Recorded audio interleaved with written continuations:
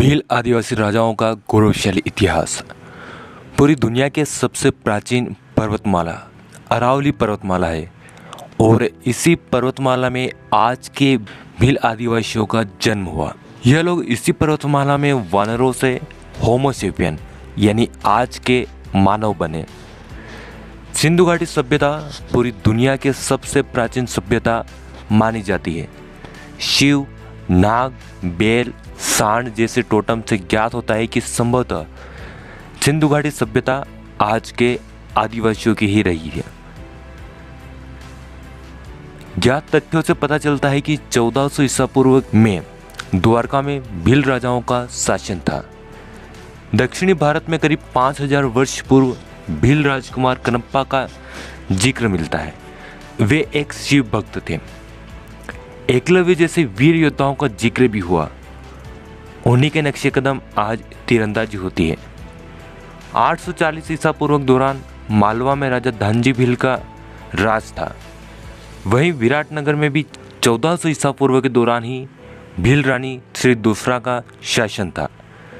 इस तरह हमें इतिहास में अनेकों भील राजवंशों का बोध होता है। भीलों ने समयानुसार विदेशी ताकतों को कड़ी टक्कर दी थी। सर्वप्रथम जब आर्यों का आक्रमण भारत पर हुआ तब भीलों ने पुरजोर विरोध किया। 600 ईसा पूर्व में मालवा के भील राजा हाथी पर सवार होकर आर्य राजा से युद्ध करने विंध्य से होकर जाते हैं और इस युद्ध में भील राजा दूसरे राजा को बंदी बना लेते हैं। इसी तरह जब अरबों, यवन, शक, मुगलों व अंग्रेजों का आक्रमण हुआ तब भी भीलों ने लगातार उनका सामना किया। आज चाहे भील मध्य भारत में देखने को मिलेंगे, लेकिन उनका अस्तित्व उत्तरी भारत में किरात और थारू के रूप में है। उत्तर प्रदेश में निषाद, पूर्व में बावरी और दक्षिण में भिलवा व विलवर जातियों से जुड़ी जातियां हैं। दक्षिण भारत में भीलों ने चेर वंश व पांड्य वंश के तौर पर शासन किया। नेपाल में 35 किरात राजाओं का शासन हुआ, जिनमें यलंबर प्रमुख थे। पाकिस्तान में गंधवा भीलों की राजधानी थी। वहीं राजा पुरवा भील की राजधानी पुष्कलावती पाकिस्तान में ही थी। आज हम इस वीडियो में 10 भील राजाओं के बारे में जानेंगे। आइए वीडियो शुरू करते हैं। भील कुमार कनप्पा। दक्षिण भारत में खासकर तमिल कथाओं में कनप्पा का जिक्र हुआ। वे एक महान शिव भक्त रहे। संभवतः वे दक्षिण के कोई भील राजा रहे होंगे। कनप्पा का जन्म आंध्र प्रदेश के वोटुकुरुम हुआ। उनके पिता राजा नागा व्याध थे। कनप्पा एक दिन शिकार करते हुए जंगल में बेहद दूर निकल गए। तब उन्हें एक शिवलिंग दिखा। वे शिवलिंग को देख भगवान शिव की पूजा करने लगे। इस तरह वे रोजाना भगवान शिव की पूजा करने लगे। वे चूंकि भील राजा थे और मांस का सेवन भी करते थे, इसलिए भगवान शिव को भोग वे मांस से ही करते थे। एक दिन उन्होंने देखा कि भगवान शिवलिंग के एक आंख से खून आ रहा है। तब भक्त कनप्पा ने तीर से अपनी एक आंख निकालकर शिवलिंग को अर्पित कर दी, पर तभी शिवलिंग की दूसरी आंख से भी खून आने लगा। यह देख भक्त कनप्पा ने एक पैर शिवलिंग की आंख पर रखा ताकि वे जब उनकी दूसरी आंख निकालकर भगवान शिव को अर्पित करें तो वे जगह चूक न जाए। वे दूसरी आंख भी निकालने वाले थे, तभी भगवान शिव प्रकट हो जाते हैं और भील कुमार कनप्पा की भक्ति देख प्रसन्न होकर वे उन्हें दोनों आंखें लौटाकर आशीर्वाद देते हैं। भीलराज कनप्पा ने जिस शिवलिंग को जंगल में खोजा था वह शिवलिंग आज भी आंध्र प्रदेश के श्री कालहस्तेश्वर मंदिर के वायुलिंग के रूप में विराजित है। भीलराज कनप्पा सबसे बड़े शिव भक्त माने जाते हैं। आज भी उनकी कई मूर्तियां हैं। मालवाधिपति राजा धांजी भील। मालवा में 840 ईसा पूर्व के दौरान राजा धांजी भील का शासन था। वे बड़े ही वीर, संवेदनशील एवं एक कुशल राजा थे। उन्होंने अपने शासनकाल के दौरान विदेशी आक्रमणकारियों के खिलाफ युद्ध किया। राजा धानजी भील को मालवाधिपति कहा गया। राजा धानजी भील के एक उत्तराधिकारी ने 730 ईसा पूर्व दौरान दिल्ली के शासक को चुनौती दी। राजा धानजी का यह भील शासन 387 वर्ष तक चला। अंतिम भील राजा 5वीं पीढ़ी के पुत्रराज थे। राजा यलंबर ने 800 ईसा पूर्व दौरान नेपाल में किरात वंश की नींव रखी थी। भीलों को ही नेपाल में किरात कहा गया। इनके अन्य नाम अनास, निषाद, शबर, यक्ष, कोल, पुलिन, विल्वर आदि हैं। राजा यलंबर को ही महाभारत में राजा बर्बरिक व खाटू श्याम जी कहा गया। नेपाल में राजा यलंबर की राजधानी काठमांडू घाटी थी। उनका राज्य पश्चिम में त्रिशूली नदी से भूटान व पूर्व में तीस्ता नदी तक था। राजा यलंबर के वंश में 32 राजा हुए। सम्राट विक्रमादित्य। मालवा में एक समय शक्तिशाली शासक राजा गर्दभील का शासन था। उनका प्रभाव सिथिया तक था। जब उन्होंने जैन साध्वी सरस्वती का अपहरण किया तब कल्काचार्य भारत के अन्य राजाओं से सहयोग लेने पहुंचे, पर उस समय कोई भी भारतीय राजा भील राजा से युद्ध करने नहीं आया। तब वह साधु सिथियंस के पास गया, पर सिथियन राजा भी भील राजा से युद्ध करने की हिम्मत नहीं कर सके। तब वह साधु कल्काचार्य शकों के पास सहायता लेने गया। उसके साथ कई शक राजा गर्दभील से युद्ध करने पहुंचे और इसी युद्ध में भील राजा की हार होती है। राजा गर्दभील के बेटे विक्रमादित्य हुए। कई लेखकों ने इन्हें भील इल्ल संबोधित किया।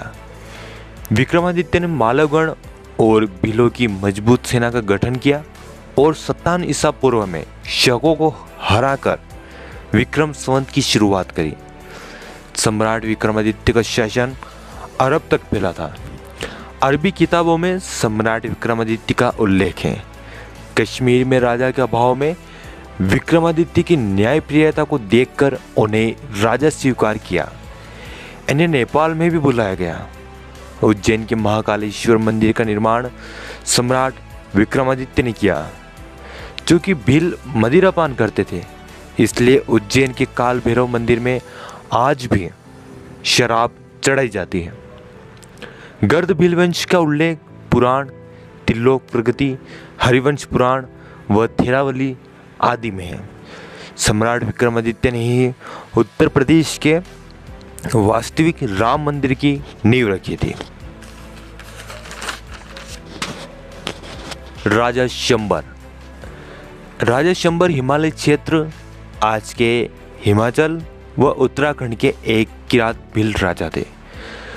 राजा शंबर ने 100 दुर्गों का निर्माण किया था। इतिहास में जो 10 राज्य युद्ध का वर्णन आता है, उसमें राजा शंबर व दिवोदस का युद्ध होता है। आर्य ग्रंथों में राजा शंबर को असुर व राक्षस भी कहा गया। उससे ज्ञात होता है कि आर्यों ने यहाँ के स्थानीय राजाओं को अपने ग्रंथों में असुर व राक्षस की तरह दर्शाया है। राजा शंबर व दिवोदस के बीच 40 वर्षों तक युद्ध चलता है और इस युद्ध में राजा शंबर पराजित होते हैं। आर्य राजा शंबर के 99 किलों को नष्ट कर देते हैं। वह एक किले को अपने कब्जे में कर लेते हैं। आज भी हिमालय क्षेत्र में हजारों भील महापुरुषों के स्मारक बने हैं। भगवान शिव का किरात रूप है। यह रूप संभवतः उन्होंने उत्तराखंड में भिलंगना क्षेत्र में दिखाया था, जहां भीलों ने अर्जुन को युद्ध में हरा दिया था। भिलंगना का क्षेत्र एक समय भील प्रदेश के तौर पर जाना जाता था और यहाँ भील राजा थे। भिलंगना में ही भील सरोवर है, जहाँ कई ज्योतिर्लिंग है। भिलंगना के भील कहाँ गए? कहीं उन्हें परिवर्तित तो नहीं कर दिया? भिलंगना में भगवान शिव को पूजने वाली भलड़ा भील जाति निवास करती है। राजा विश्वासु भील। वर्तमान जगन्नाथपुरी में जगन्नाथ जी की वास्तविक प्रतिमा एक स्थानीय भील राजा विश्वासु जी को मिली थी। वे इस क्षेत्र के प्रारंभिक राजा थे, पर एक ब्राह्मण षड्यंत्र पूर्वक भील राजा के पास नीलमाधव के रूप में भगवान जगन्नाथ जी को देख लेता है। यह बात मालवा के इंद्रद्युम्न नामक राजा को पता चलती है। तब वह भी नीलमाधव के दर्शन करने जाते हैं, पर तब तक नीलमाधव गायब हो जाते हैं। पर बाद में वर्तमान जगन्नाथ जी के मंदिर का निर्माण होता है। गुरु गोविंद जी के प्रसंग में कोड़ा भील का जिक्र हुआ। उन्होंने लिखा कि भगवान जगन्नाथपुरी से लेकर तटवर्ती केरल के मालाबार तट तक भील राजाओं का शासन था। आज भी जगन्नाथपुरी में जगन्नाथ भगवान की पूजा वहाँ की स्थानीय भील शबर द्वारा की जाती है, जिन्हें देवतापति कहा जाता है। भगवान जगन्नाथ की रथ यात्रा देवतापति द्वारा खींची जाती है। प्राण प्रतिष्ठा देवतापति करते हैं। आज भी उड़ीसा में भील शब्द से जुड़े कई गांव मिलेंगे। राजा विश्वासु का सबरपल्ली गांव अभी भी मौजूद है। पूर्वी उड़ीसा को कभी भील प्रदेश के तौर पर जाना जाता था और गर्द भील वहां पर राजा हुआ करते थे। राजा बेजू भील। विभिन्न पुस्तकों से यह ज्ञात होता है कि संथाल परगना में एक भील राजा बेजू जी का शासन था। जब रावण शिवलिंग लेकर जा रहे थे तभी उन्हें लघुशंका करने जाना हुआ। उन्होंने अपने हाथों में रखा शिवलिंग राजा बेजू भील को दे दिया। बेजू भील को इस विषय में ज्ञान नहीं था कि शिवलिंग को जमीन पर नहीं रखना है। उन्होंने वह शिवलिंग जमीन पर रख दिया। एक बार शिवलिंग जमीन पर रख देने के बाद वह स्थायी हो गया। कहते हैं कि राजा बेजू भील के कारण ही बैजनाथ धाम का नामकरण हुआ और बेजू भील ही बैजनाथ धाम के पहले पुजारी व भक्त थे। राजा बांसिया भील। राजस्थान के बांसवाड़ा के संस्थापक राजा बांसिया भील का जन्म 14 जनवरी को अमरथुन में हुआ। बांसिया भील के पिता अमरा भील थे। उनकी राजधानी अमरथुन थी। राजा बांसिया भील के दादा राजा बिया भील थे। उन्होंने चित्तौड़गढ़, मल्हारगढ़ व धारगढ़ पर राज किया। उनके पुत्र अमरा भील के नाम पर अमरथुन नगर बसा। वहीं दूसरे पुत्र वाघा भील के नाम से वाड़गुंड नगर का नामकरण हुआ। राजा वाघा भील ने संन्यास ले लिया और वे जगमेरू पहाड़ पर चले गए। राजा बिया चरपोटा चित्तौड़गढ़ से चरपोटा वंश की कुलदेवी मां अम्बे और शिव पार्वती की मूर्तियां अपने साथ लाए। इनके पोते यानी राजा बांसिया भील ने बांसवाड़ा बसाया। इनकी बहनें बाई के नाम से बाई तालाब, डाई के नाम से डाई तालाब व राजा के नाम से राज तालाब बनवाया गया। वह पत्नी समई के नाम से समईपुर व हंगवाई के नाम से होनगर पहाड़ का नामकरण हुआ। 1530 में रावल जगमल सिंह ने उनकी धोखे से हत्या कर दी। राजा नेदम चेरालाथम। भारत का दक्षिणी भाग मुख्यतः द्रविड़ों का रहवास है। भीलों को भी कई लेखकों ने द्रविड़ ही माना है। भील शब्द की उत्पत्ति भी कन्नड़ शब्द भील से हुई। भीलों को तमिल में विल्वर कहा गया। इन सब का अर्थ धनुष होता है। दक्षिण भारत में विलोरों के तहत चेर राजवंश ने 200 ईसा पूर्व से 1100 ईस्वी तक शासन किया।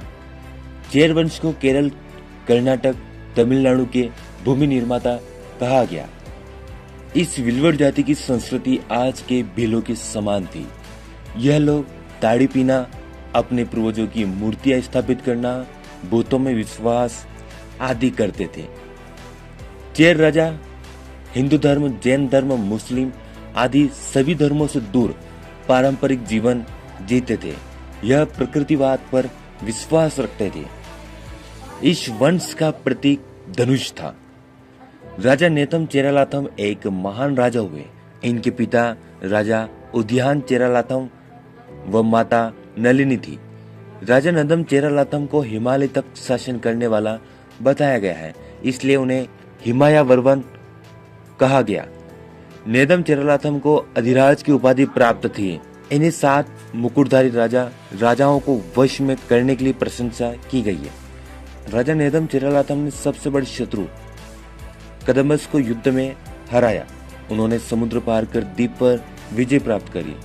उन्होंने यवनों को दंडित किया। चोलों और चेर राजा के बीच युद्ध हुआ और दोनों राजा मारे गए। राणा पूंजा भील। राजस्थान व देश के इतिहास में राणा पूंजा भील का नाम हमेशा याद किया जाएगा। मेवाड़ पर हुए आक्रमण के दौरान जब अधिकांश राजा अकबर के सामने झुक गए थे, तब मेवाड़ के बहुमठ के राजा राणा पूंजा भील अकबर व उनके सेनापति मान सिंह के विरुद्ध हल्दी घाटी के युद्ध में गुरिल्ला नीति अपनाने वाले भीलू राणा के बदौलत ही हल्दी घाटी का युद्ध अनिर्णित रहा। राणा पूंजा भील का जन्म मेरपुर के मुखिया दुद्धा भील व माता केही बाई के घर हुआ। जल्द ही वे भोमट के राजा बने। भोमट पनरवा में कभी राणा दयालदास भील का शासन था तो कभी राणा हरपाल भील ने मेवाड़ के राणा उदय सिंह की माता जी को दुश्मनों से बचाया था। राणा हरपाल भील को राणा की उपाधि उदयपुर के राणा उदय सिंह द्वारा दी गई थी। राणा हरपाल भील के बाद दुद्धा भील व दुद्धा भील के बाद राणा पूंजा भील हुए। जब मेवाड़ पर मुगलों का संकट उभरा उस समय मेवाड़ के महाराणा प्रताप के सगे भाई और पड़ोसी राजाओं ने मुगल बादशाह अकबर के सामने घुटने टेक दिए, पर महाराणा प्रताप ने नहीं टेके। उन्होंने मुगलों को चुनौती दी थी।